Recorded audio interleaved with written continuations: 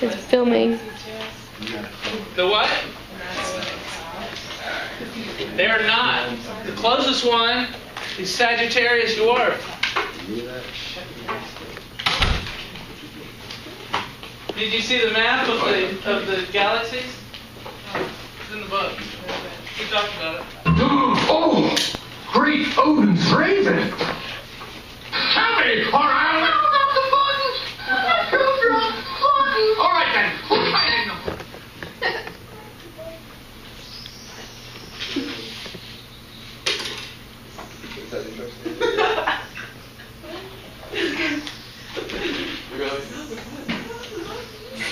All right, so the universe starts very small,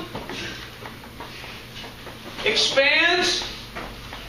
The energy of the early universe freezes, some of it freezes into matter.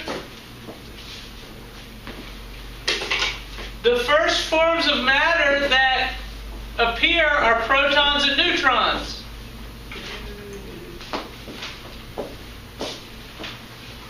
What is a single proton also called?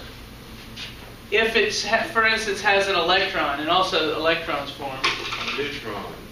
If a single proton grabs an electron, what do we have? It's not a neutron. It's a hydrogen atom. It's hydrogen. Hydrogen consists of a proton and an electron. Did y'all know that? Yeah. An electron going around a proton, that's hydrogen. So Earth's early universe contained a lot of hydrogen. Some of the times the protons and neutrons would smash together to form a deuteron, which is a form of hydrogen. It's called heavy hydrogen. The deuterons would smash together to form helium. And so hydrogen and helium were two elements that formed in the early universe.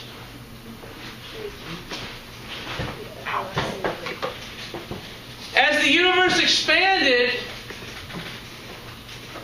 it got cool enough where those molecules wouldn't smash together and form new molecules.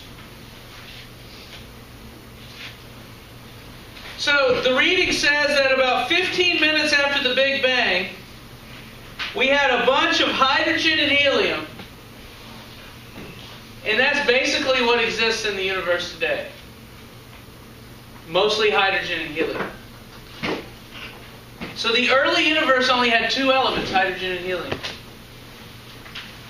Now, due to gravity, some of the hydrogen and helium came together to form stars. And the stars created the rest of the elements through the processes we've already learned about. In the middle of the stars, the fusion that goes on and the explosions create all the rest of the elements. But the early universe made basically two elements, hydrogen and helium. Maybe a little lithium, just a little bit, but mostly hydrogen and helium. Right now, the universe, if you look at the universe as a whole, it's basically about 75% hydrogen and 25% helium. And that's about it. All the rest of the elements formed by stars, but compared to the hydrogen and helium, the other elements are a very small percentage.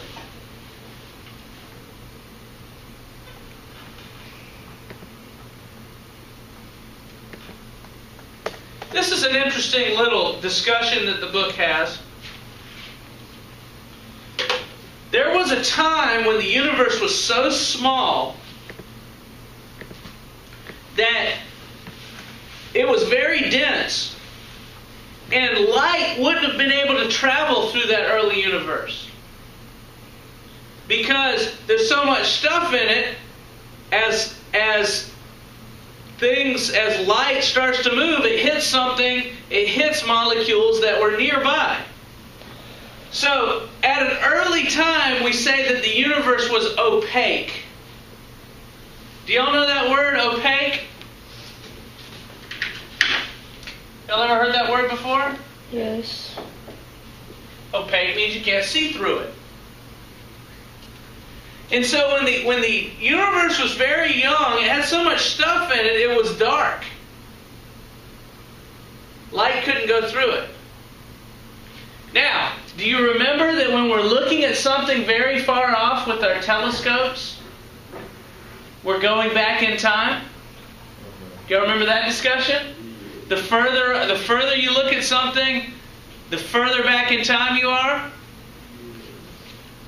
Well, theoretically then, if we look far enough, we'll see the universe when it was opaque. And since the universe was opaque at that time, light wasn't traveling anywhere through the universe would appear to be dark if you look far enough. And so, if we look at a distance of about 14,000 million parsecs, M means mega, mega means million. A distance of about 14,000 million parsecs, we get to that opaque border. So there is a limit to how far we can see, due to the fact that the early universe was opaque. Isn't that cool? You can only see so far with your telescopes. Huh. The book has a discussion of that.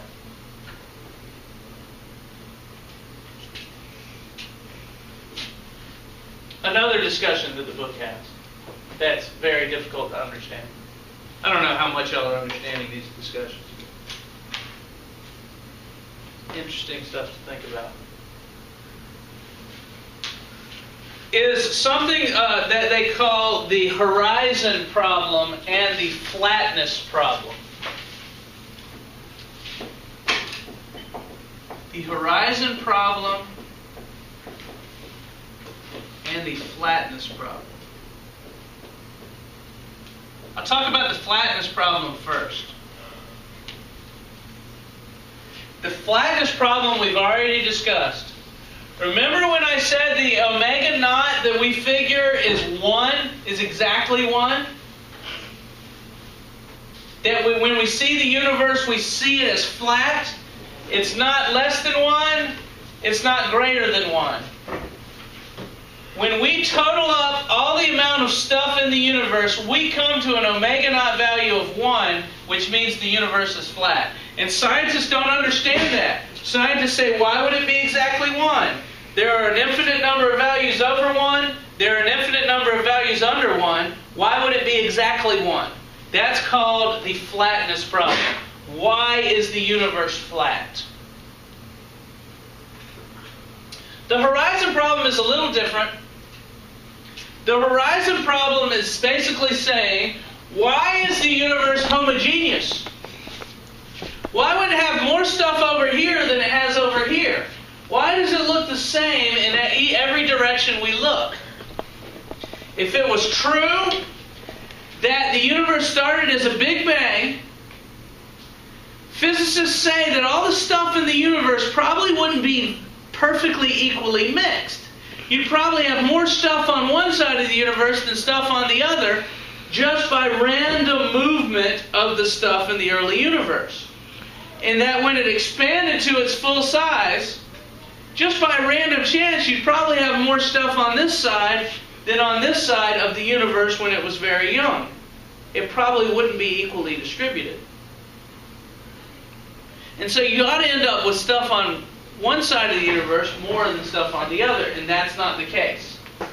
So that's the horizon problem. The horizon problem is, why does it look the same to this horizon of the universe as it does to that horizon of the universe?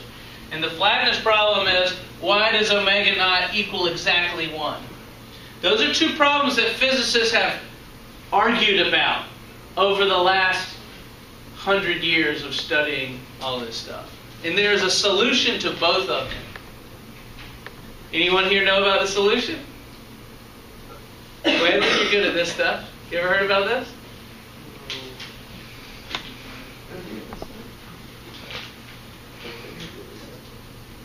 The solution is called inflation.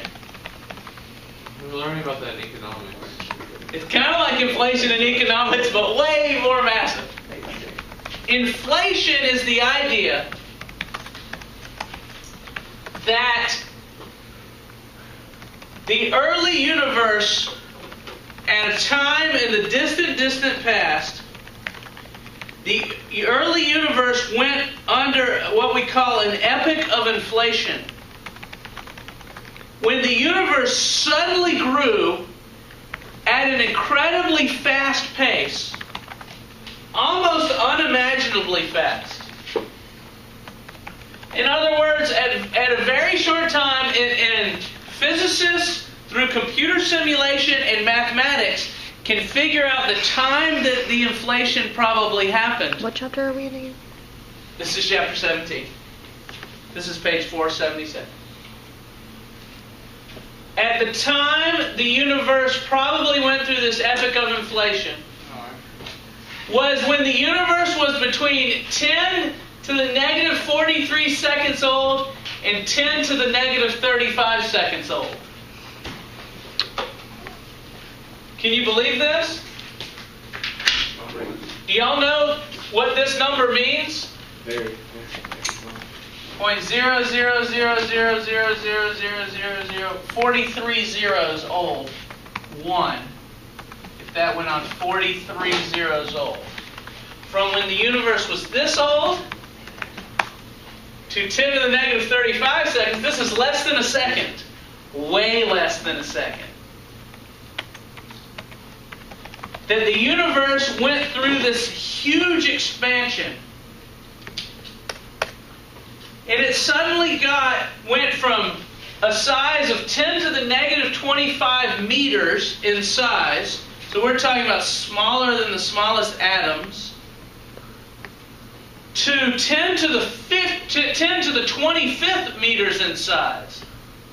10 to the 25th meters is, we're talking about the size of galaxies. So from this size to the size of galaxies in that amount of time, that is a huge expansion in size that the universe underwent. So We call that inflation. What's that? Faster than the speed of light? It was moving way faster than the speed of light.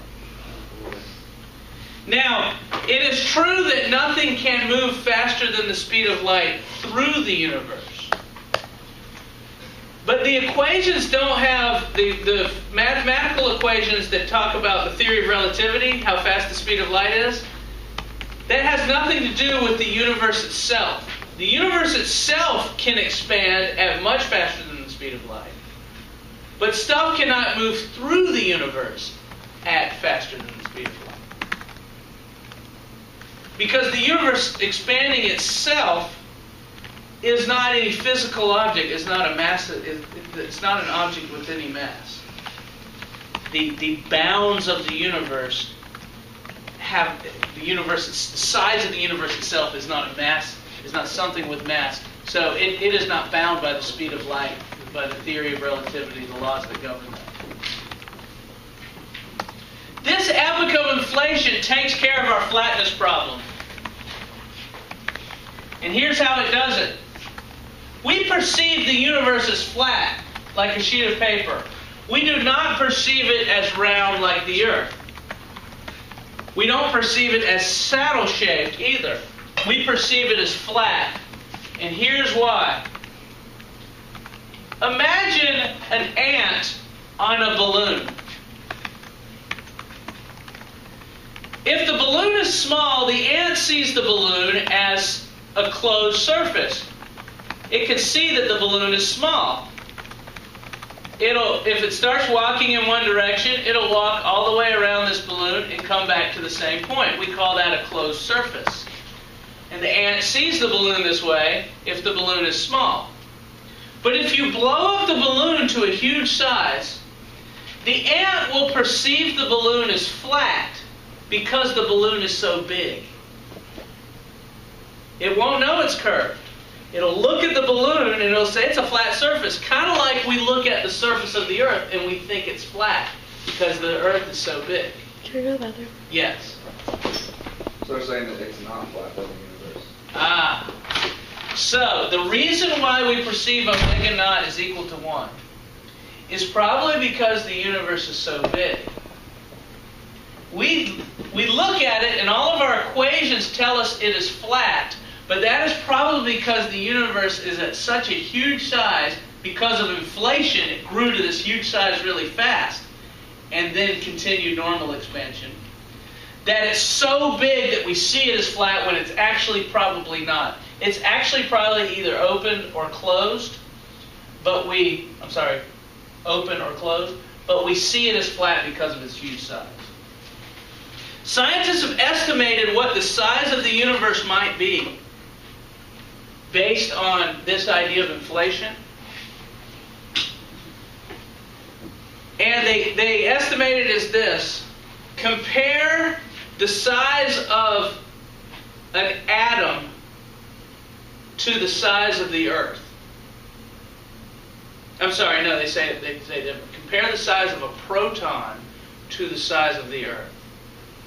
That is perhaps the size of our observable universe. The universe we can observe through our telescopes, like through the Hubble Deep Field, all those galaxies that we can see, 100 billion galaxies. Our observable universe is like a proton, and the actual universe is like the planet Earth. Our observable universe is only a very, very tiny portion of what the actual universe might be. That's an estimate, but we really don't have a way of figuring out exactly, because we don't know exactly how big the expansion was and how long the expansion lasted at those very early stages. They can estimate it with the math, but they can't figure it out. Wait, they're getting this stuff from all those galaxies that they find outside, right? Like normal matter, right? Normal matter and dark energy and dark matter. Okay, for the normal matter at least, are they using the stuff they're finding like at this minute, or are they using, or are they taking into account that it might not be in the same state right now? I mean, we're looking back a few million years probably. So are they longer than that? I mean, billions of years. Yeah. So are they saying the matter as it was at that time, or are they like fast forwarding? It's like how the matter would look now. How it would look now? And it's still one. Exactly one. Okay. Yeah. They've tried to come up with everything they can think of that might move it from this number, but when they do the calculations, they end up at exactly one.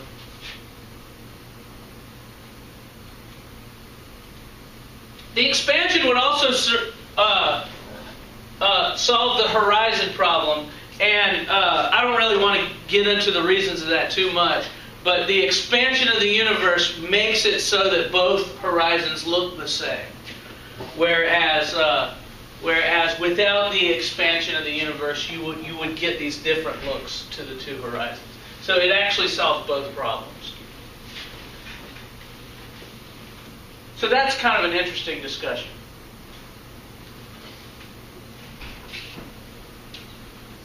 Do you remember when I talked about dark matter as looking from a helicopter, there's probably a big wave, but from the helicopter you just see dark seas and you see little white froth on top of the waves, so you know there's a big wave under it, but you can only see the froth. And I use that to compare dark matter to light matter. The light matter is like the froth on top of the wave, and the dark matter is the huge wave that you know is underneath but you can't see. Do y'all remember when I had that little discussion? Well, they're showing that in this picture in the book. What they think happened in the early universe, dark matter and normal matter was spread out like this. The dark matter started conglomerating together to form patches, and some of the light matter was pulled in. So in the early universe, there was kind of a uniform distribution of dark and normal matter. But later, as time went on, here's 10 to the 8th years later, that's 10 to the 8th is 10 million years later. Is it 10 million? No, it's 100 million years. 100 million years after the Big Bang, matter took on these clumped formations. And you would have this clump of light matter topping this huge bunch of dark matter that's clumped together. like froth on top of a rather large wave. And that's what this thing is showing, the distribution of dark and light matter as the universe got older.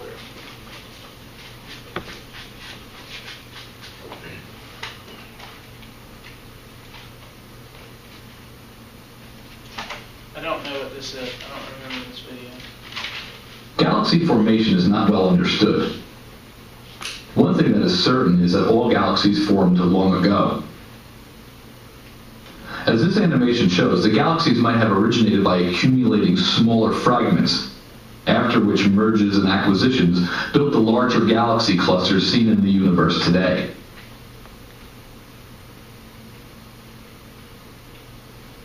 The red was supposed to be dark matter there, and the white was supposed to be light matter. A billion years ago, the stuff in the universe was distributed like this. I'm sorry, this is a billion years after the Big Bang. 4 billion years after the Big Bang, it starts to conglomerate. And 14 billion years after the Big Bang, the conglomeration is continued. The conglomeration is due to gravity. Gravity's pulling the stuff in. And so we see the universe looking like this, where there's areas where there's a lot of galaxies, and then there's open areas where there's a lot less.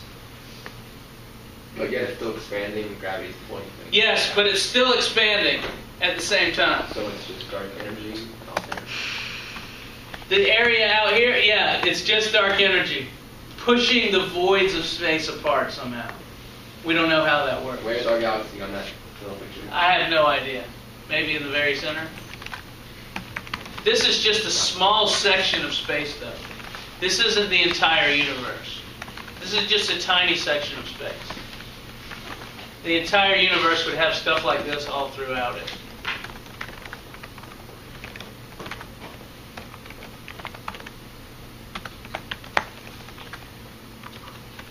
There's a satellite called COBE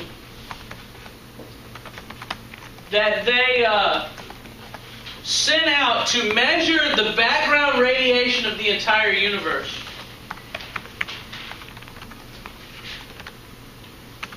And even though the universe is homogeneous, if the Big Bang really happened, there should be small fluctuations in the temperature of the background radiation of the universe that are predicted by Big Bang theory. And this is data that the COBE satellite got. The green areas are a little bit warmer, and the dark areas are a little bit cooler. And they actually sent out another satellite to measure it even further, and it was called WMAP. And the WMAP satellite returned this picture. And they had predictions. If the Big Bang theory was correct, the COBE and WMAP satellites should detect a range of changes in temperature. And what they detected was exactly the range predicted if Big Bang theory was correct. So they had expected to see temperature fluctuations that look like this, and it's exactly the temperature fluctuations that they saw. The COBE and WMAP satellites, the data they took in, is evidence that the Big Bang really happened. So, the Big Bang is a theory, is an idea of maybe the universe started this way, and all the evidence that's come in has supported it. They could have gotten readings for the temperature of the universe that didn't look like this. And that would have gone against Big Bang theory, but they didn't get that. They got evidence that looked exactly like what they were expecting, what the mathematics expected. A lot of this stuff is so hard to understand, and I don't understand it all, because there's so much math involved. I've talked to people who really knew this. We used to have a physics teacher at this school who did his graduate work on this stuff. Do y'all remember him? His name was Ian something. Ian Fleming. No. Y'all were too young, I guess. He just taught here for 1 year, and this was his stuff. And he used to tell me, he used to talk to me about it, and I had a hard time understanding him. But He'd talk to me and he'd lose me and he'd say, "Oh, you got to do the math. You got to know the math to get all." He was Belcourt? No, not Delcourt. It was before Delcourt. He had a wife who runs a. His wife was incredibly talented too, and she runs an observatory in Pennsylvania. And he said, if you ever get into Pennsylvania, look me up. My wife will let you look through the observatory telescope. I mean, it's this like huge, like Hubble had, this huge telescope. Why do you? I was like, I need to do that, but I had never done it. Why do you leave after 1 year?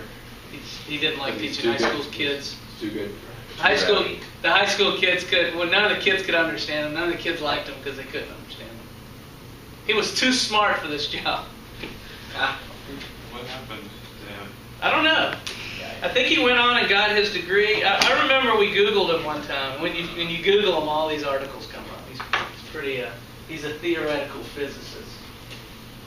I think he was kind of stopping by. He was teaching here in the day and working on his thesis at night. Okay, so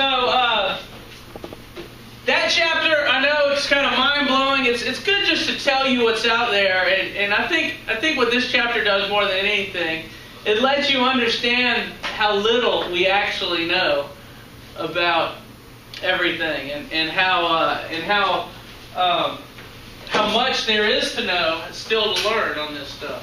So do your best with chapter 17. Again. Can I turn this off?